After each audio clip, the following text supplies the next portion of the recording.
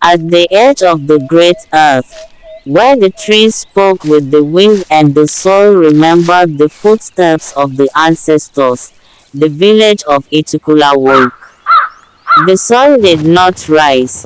It emerged, slowly and gently, like a secret returning home. It kissed the roofs of thatched huts and stretched golden fingers across the red soil. Children's laughter mingled with the clucking of hens. The village breathed in smoke, in dew, in promise. Women worked with grace unmatched, balancing basins of water on their heads as if crowned by royalty. Men stood to sharpen hoes and lift baskets. A solitary object sat in the center of the square, an old, hollowed calabash, smooth, worn, and patient. It was passed from elder to elder, day to day. Though empty, it held the memories of generations. Today, it would hold more.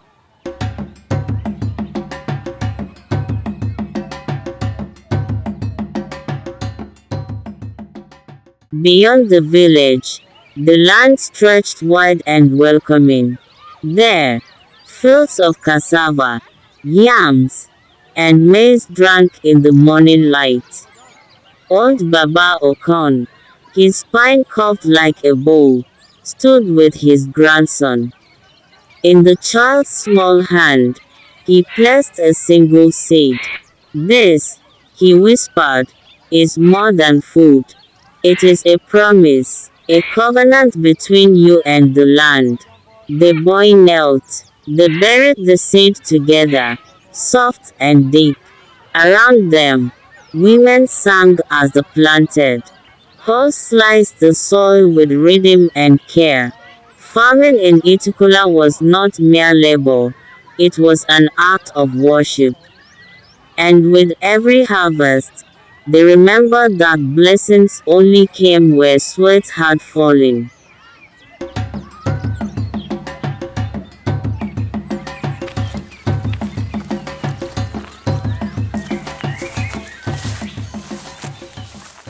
The market by the river stirred like an awakening beast. Canoes bobbed against the muddy bank, their bellies full of yams, cloth, smoked fish, and kola nuts. The market was music, voices battered in 1,000 rhythms. Add the pepper, 3 for 2, that one has spirits in it. Children ran with plantains in hand. Old women laughed with toothless grins as they argued prices not for profit, but for sport. The air smelled of spice and sweat, of oil and laughter. The calabash bowl was passed hand to hand, filled with salt, grain, dried ginger, goods earned by labor and blessed by trust. In Itukula, trade was more than transaction. It was story, shared.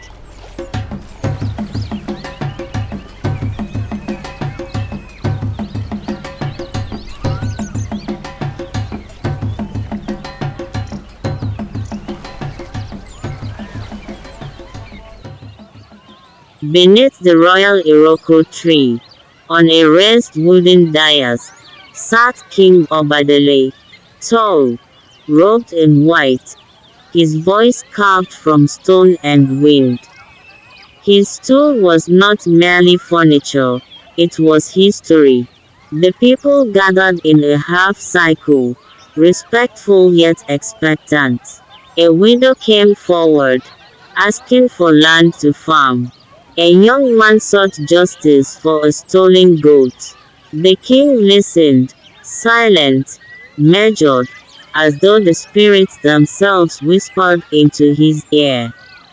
He raised his hand. In this village, no hunger shall stand alone. She shall receive land, and the goat, let it be returned thrice in value. Let shame not stain us. The people clapped their approval. Leadership in Itukula was not ruled by fear, it was ruled by wisdom.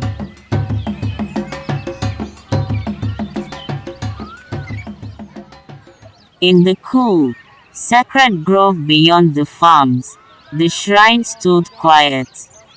Trees leaned in close, as though eavesdropping on eternity. Clay idols rested atop stone, surrounded by kola nuts, feathers, and palm oil offerings. Priestess Oye, clothed in white from head to toe, chanted before the idols. Her voice swelled like the leaves, full of secrets.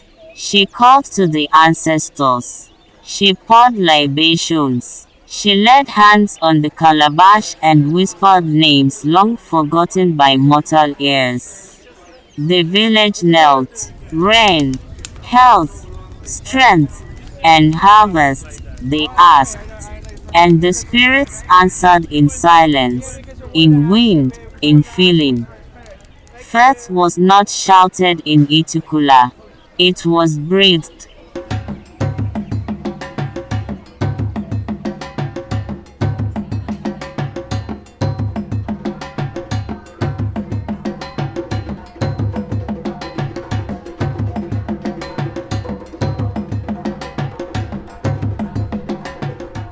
Drums rolled. The square became a canvas of color. Ngozi, veiled and regal, was led by her aunts into the open courtyard. Her skin shone, her beads sang. Across from her, Ekene stood proud. His family arrived bearing gifts: salted fish, hand-woven cloth, carved stools, palm wine, and yams stacked as high as his heart. Riddles were told, elders chuckled, a god of wine was passed. Ngozi took a sip, and the crowd erupted in song. They were wed, but more than that, two families became one. Marriage was not just a ceremony, it was a covenant of generations. And the calabash, it now held palm wine, shared among all as a symbol of unity.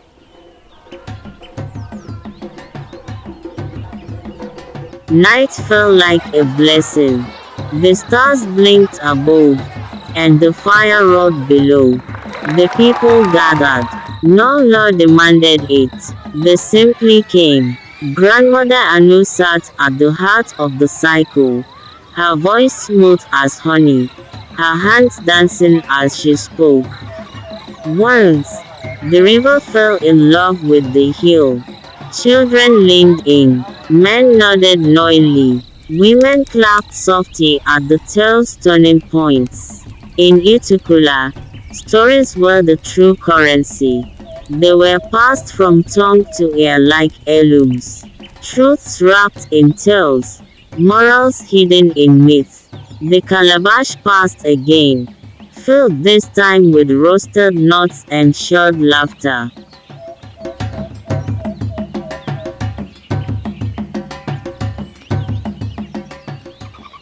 Then came silence. Obina and Tari stood at the village center, hand in hand. They had run off to wed, bypassing tradition, upsetting families. And now, they returned to face judgment.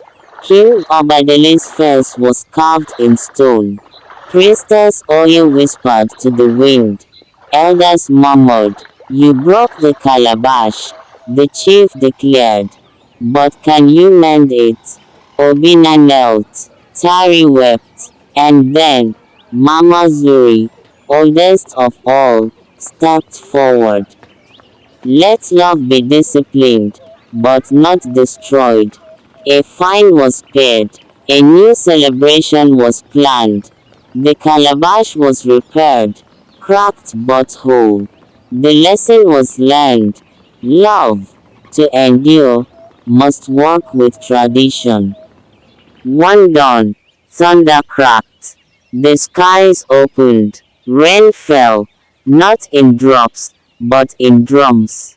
It struck roofs and children's cheeks. It filled pots and streams and souls. The village danced, soaked and laughing. They thanked the spirits. They sang to the sky. In the square, the calabash sat full of rainwater, of joy, of history. Itukula had remembered itself through labor, trade, worship, love, and forgiveness. From the seat to the crown, from the river to the shrine, every path had led here.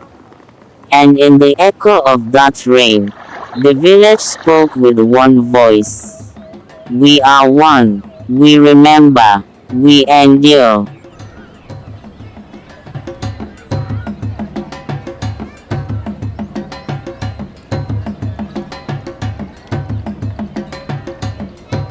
The calabash still sits there today. They say, cracked, full, and waiting for the next story.